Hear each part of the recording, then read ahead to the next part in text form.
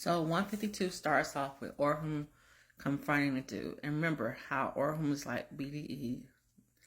He pissed. He is like, you came to my house and you threatened my woman. So he is lit. Of course, like most punk men, when they're confronted with a real alpha man, they look terrified. He looks like he just saw a 600-pound black bear beat his butt. So Orhum gets right in his face and he tells him a couple of things. He say, one, the only reason why you're getting this money is because your cousin is a sensitive soul and she wants you to have it because you are the only family she has left. Number two, I suggest you take this money and leave because not only would you're not going to jail. You're not going to die. You're going to wish you were in jail or dead. You're going to be so low that you're going to be like the bug that I just squashed under my shoe. And not only that, I don't even want to see you around her, number three. So then he shoves her and said, get out my face. The dude reaches down, get the money, and he leaves. The dude reaches down and get the money, and Orhum turns and leaves. So Homeskill is so pissed, he says, you know what? I'm going to use this money to take my revenge on you. You have not seen the last of me, Orhum Demerhan. So Hera is waiting in the car and says, oh my God, I'm glad you're okay. And then Orhum was like, okay, babe, let's go get some.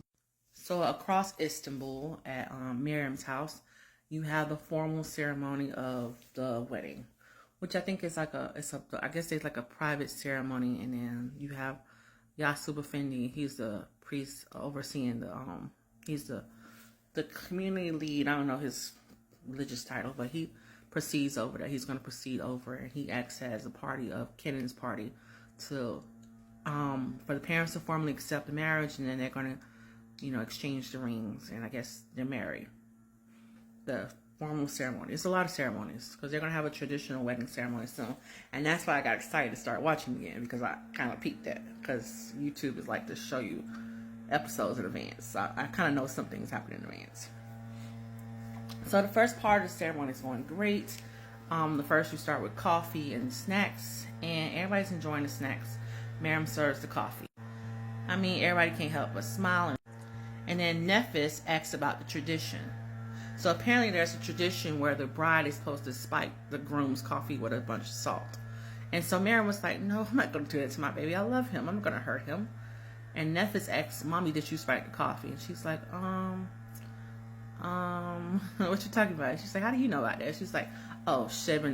Lo and behold, Shebin is up to no good. So then everybody takes their coffee and drinks. And, Kenan was like, this is the best coffee he had ever had.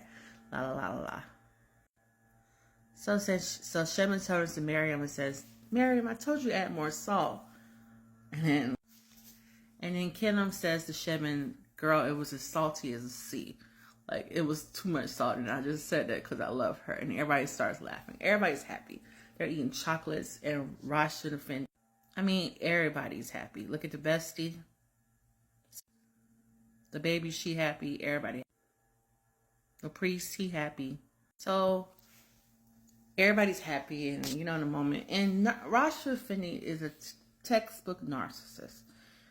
He sees everybody's happy, and he's going in for the kill because you're in good spirits and you need me now. So you're gonna do what I want you to do. You're gonna behave and be in line.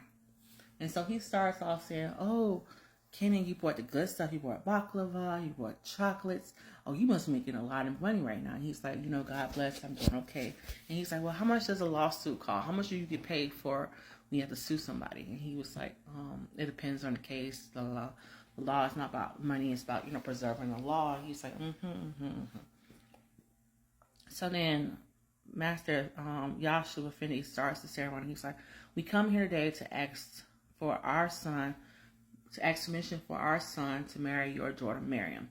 And of course, it's an Islam culture. This is a man-man conversation. So he turns to Rashid Effendi. So now Orhum and Hera are at breakfast, and Orhum takes them to his favorite childhood spot he used to go with his daddy, where the rules of the mansion did not apply. Afife Hat Sultana never goes there. It's just we could do whatever we want, especially eat without silverware. And they try this traditional breakfast dish where they eat without silverware. He says he's never been without his dad ever since, and so this is his first time in a long time. Meanwhile, Meanwhile, back at the mansion, Ali Cho is learning how to play soccer, and you see someone peering at him through the bushes, and I'm thinking, oh my God, Ali Cho's gonna get kidnapped again. They play up the scene. They play up the scene really well with Musa looking for Ali Cho. Ali Cho is not responding. You're thinking, darn, somebody got Ali Cho again, literally off the steps of me. Afifa Hatum, her plan didn't go so well yesterday at dinner with her brother, and so she's stressed. And so her diligent butler, who loves her, says, "Hey, why don't you go take a walk on the beach? Let's go take a walk on the beach so you can calm your mind.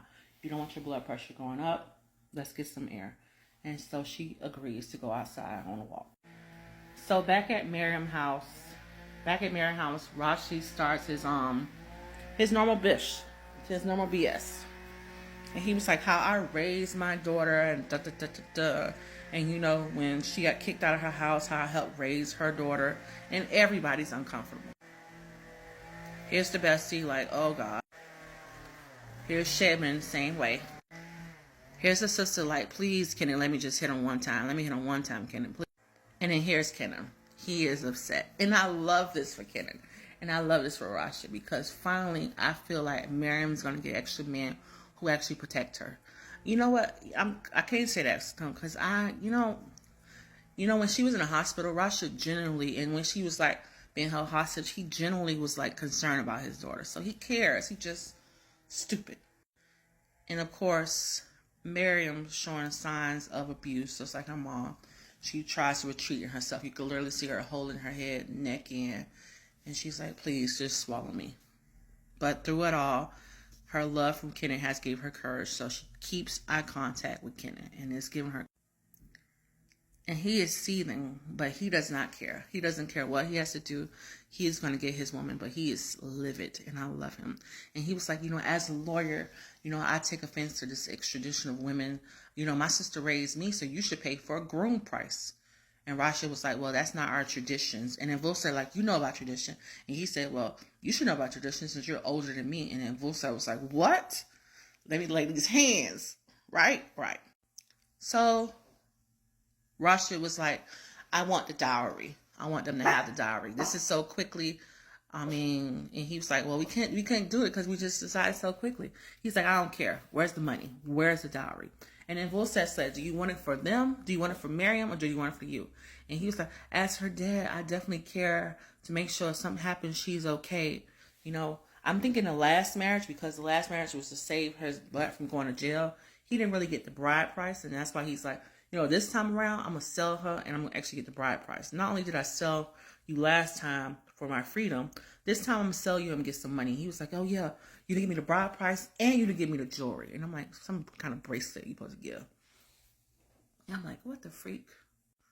Of course, Ayuse she's devastated. Like, please.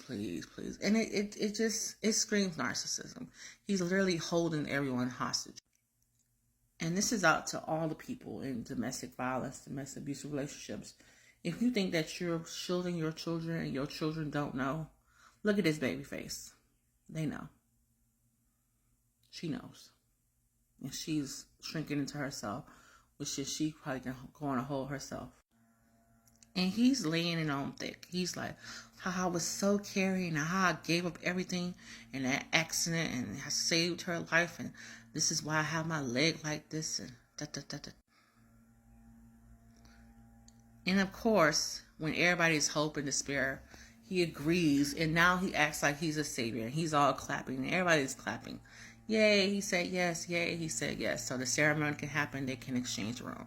And he's literally driven clapping because he's going to get his way. He's going to get his money. And you know what? I made it happy. I made you happy. So you should be thankful to me. You should care about me. You should put me first. I did this for you. I made this happen. You held it hostage.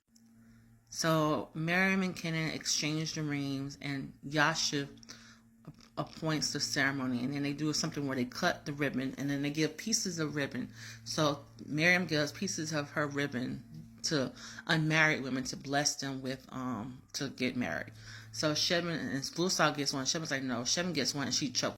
So then you have Mr. Angry Man. He's calling on. He called Orham and said it's not. And he tells Orphan, I got your mama.